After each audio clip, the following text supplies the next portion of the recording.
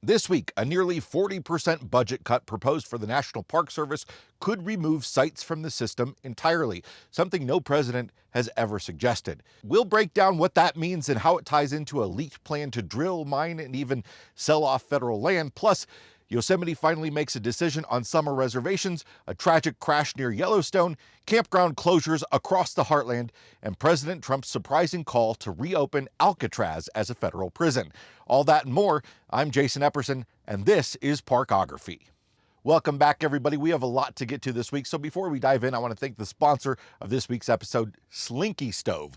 It's the only patented collapsible fire pit that stays intact, whether expanded or packed in its included carrying bag. Lightweight and compact, it's perfect for RVs, car camping, or even backpacking into public lands with their smallest stove. Slinky Stove expands in seconds with smokeless airflow rings and a clean burning fire. The stainless steel pit is inexpensive and packed with extras, like a lid, which doubles as a ground protector, and a cooking grate, which creates a 3-level cooking system that gives you flexibility, whether it's morning coffee or evening campfire chili. And with contained ash, cleanup's quick and clean, just the way it should be on public lands. Head over to slinkystove.com to order yours today, or click the link in the description for this episode. First up, the Trump administration has released its first budget proposal, which would slash the Department of the Interior's budget by 30%. The Department of the Interior oversees several land agencies, including the National Park Service, which would receive a 38% cut under the proposal. Presidential budget requests generally don't really lead to much. Congress spends a lot of time haggling over money before it ultimately passes a budget. Sometimes they pass a budget, but still, this is, quote, the most extreme, unrealistic, and destructive National Park Service budget a president has ever proposed in the agency's 109-year history.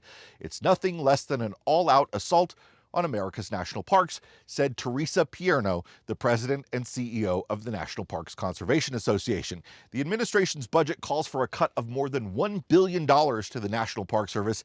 In 2024, the National Park Service received $3.1 billion in congressional appropriations, 6% less than the year prior and 13% less than the Biden administration requested. This comes at a time when the national parks have been busier than ever. 2024 saw record visitation across the system.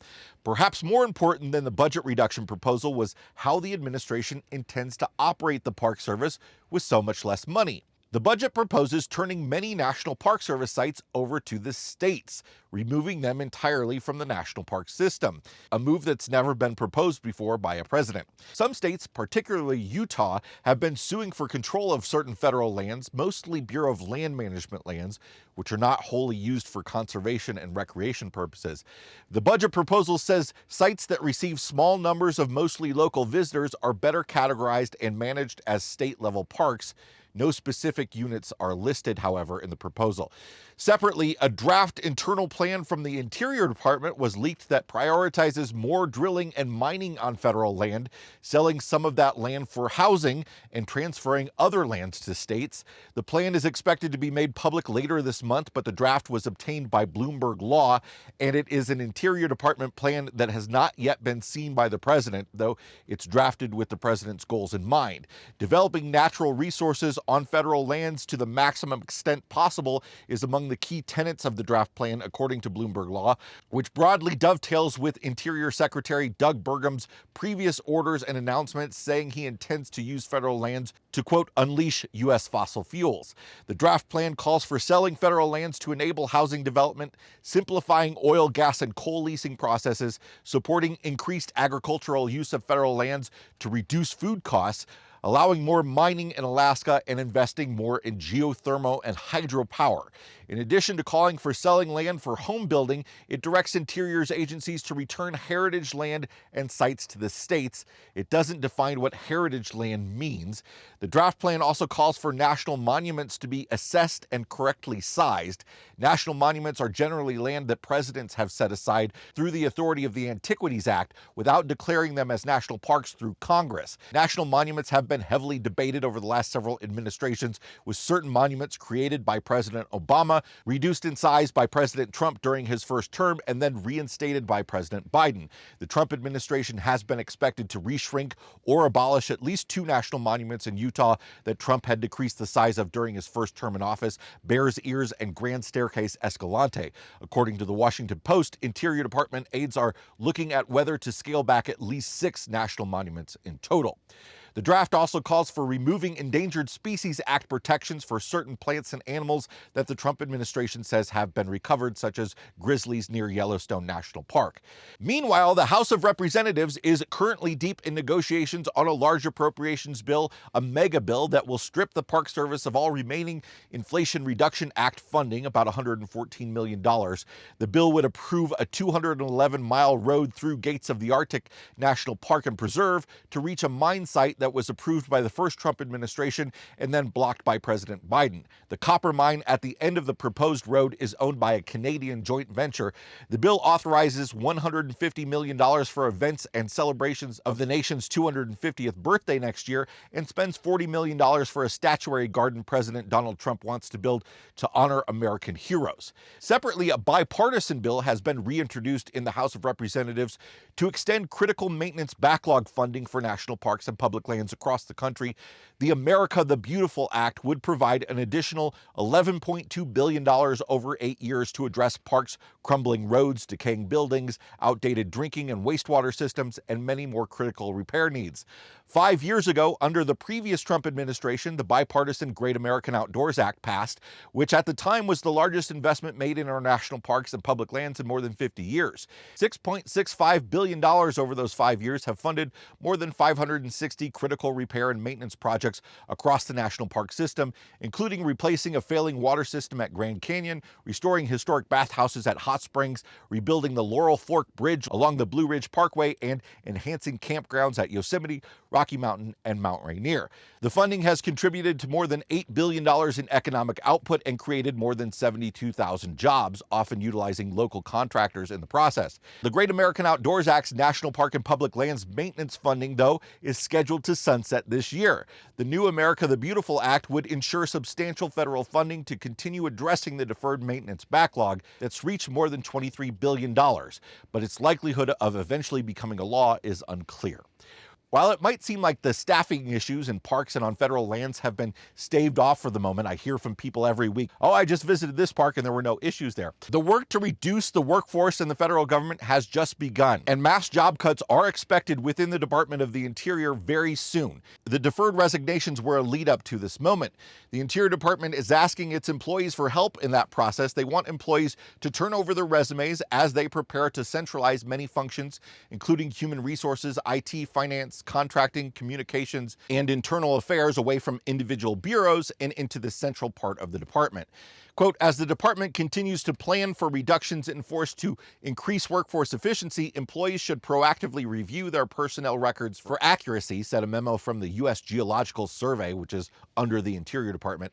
Additionally, Human Resources is requesting an updated resume from all Interior employees. With all the uncertainty with federal staffing, there's been a lot of concern over closed campgrounds and recreation areas, and most agencies have been able to avoid closures, primarily because they still have been able to hire seasonal workers and because they've been directed by the Department of the Interior to remain open.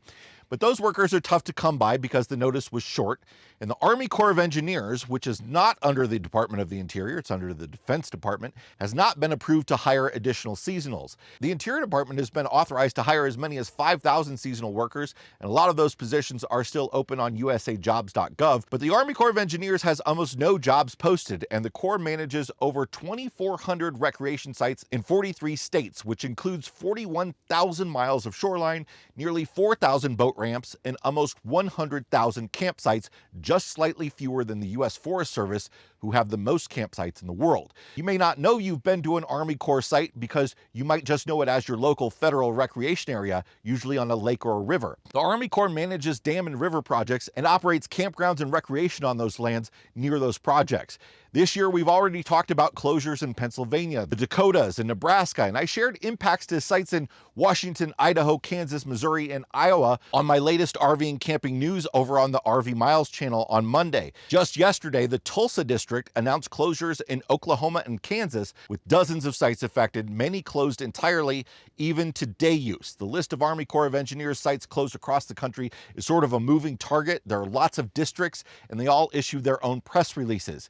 But if you plan to visit a federal recreation site, particularly an Army Corps of Engineers site this summer, double check that it will be open. If you have camping reservations at closed sites, you should be issued refunds automatically. The Tulsa district says refunds will be issued on May 15th for most closed sites. Others will issue rolling refunds as they wait to see how long closures will last. President Trump said he is ordering federal agencies to rebuild and reopen the prison on Alcatraz Island, currently a National Park Service site. Its services as a maximum security prison ended 60 years ago.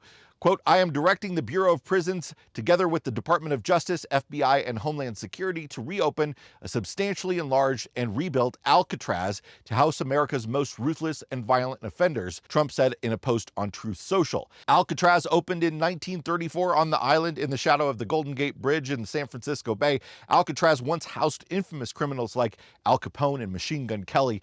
Asked about the idea, Trump said it represents something very strong, very powerful in terms of law and order. Alcatraz was closed because it was too expensive to operate, with supplies needing to arrive on the island by boat, even water. Nearly 1 million gallons of water had to be barged to the island each week. Additionally, all of the sewage was dumped into the bay, something we'd be less likely to do today, I hope. The island prison was 3 times more expensive than any other federal prison at the time it closed, and Alcatraz is currently a museum administered by the National Park Service as part of the Golden Gate National Recreation Area since 1972. Reservations will be required, after all, to enter Yosemite National Park this summer. After months of uncertainty, Yosemite has announced that visitors who plan to enter between 6 a.m. and 2 p.m. on Memorial Day weekend, any day between June 15th and August 15th, or Labor Day weekend, are likely to need a reservation. You can enter after 2 p.m. without a reservation, but the park asks that you do not arrive before 2 p.m. and wait, saying that vehicles blocking roads will be cited. Reservations for all dates at Yosemite were actually released on Tuesday. Notice was short, and there's no rolling window. The whole summer has been put up at once. There are still lots of reservations available, and those peak hour reservations are valid for 3 consecutive days, including the date of arrival. Additional reservations will be released a week out at 8 a.m. each day via recreation.gov. For example, you can make a reservation for an August 31st arrival date as early as August 24th, and the park expects that reservations will sell out on those days almost immediately. Yosemite charges a non-refundable reservation fee of $2. In addition, all visitors must pay the regular park entrance fee, which costs $35 per car or $30 per motorcycle, or free with an annual pass. I heard that the release of these reservations went pretty rough for a lot of people. A lot of people had a hard time logging in and getting them, but most people have been able to actually get them at this point. The reservation holder must be in the arriving vehicle and show photo ID at the entrance station. If you already have a reservation for in-park camping or a Half Dome permit or a Yosemite Wilderness permit, you don't need an entrance reservation at all. Chinese and Italian tourists were reportedly among 7 killed in a collision between a tour bus and a truck near Yellowstone National Park on Thursday. 8 others were injured when a Dodge Ram pickup and a Mercedes passenger van carrying 14 sightseers crashed on a highway in eastern Idaho, said police. Both vehicles caught fire. 5 Chinese tourists died in the Mercedes van, according to Chinese state media. Idaho State Police say 12 Chinese and 1 Italian citizen were aboard the bus when the crash occurred. Police are still investigating the cause. The route where the crash took place leads into the park, which is now entering peak tourist season. The road was closed for 7 hours while emergency teams treated victims and cleared the crash site. On Sunday, May 4th at 12:01 p.m., 2 men removed 3 bronze plaques valued at $18,000 from the Missionary Ridge area of Chickamauga and Chattanooga National Military Park. The men were white, driving a late 90s, early 2000s model Ford F-150, extended cab, green in color with a two-tone gray stripe on the bottom quarter of the vehicle. The driver's side front wheel does not match the other wheels. The two men were in their mid-20s with brown hair. At the time, one was wearing a bright orange shirt similar to a construction safety shirt. Contact National Park Service Ranger Justin Young at 423-298-7437 with any information concerning the theft. A reward will be issued for verified information. Finally, Dark Sky International has recognized the Jackson Hole Airport as the first airport in the world to achieve Dark Sky certified status. The Dark Sky Place Committee approved the airport's application to become an urban night sky place at their April 10th meeting. The airport is unique as it is within the bounds of Grand Teton National Park, and staff have dedicated hundreds of hours to updating lighting fixtures and programming to adhere to responsible lighting practices, which will improve the stargazing experience but also help protect the wildlife in the park and surrounding area. Staff have replaced over 200 fixtures to date, and operational practices were also modified inside the terminal building to minimize light spill, which includes turning off screens and lighting in the ticketing area in the evening.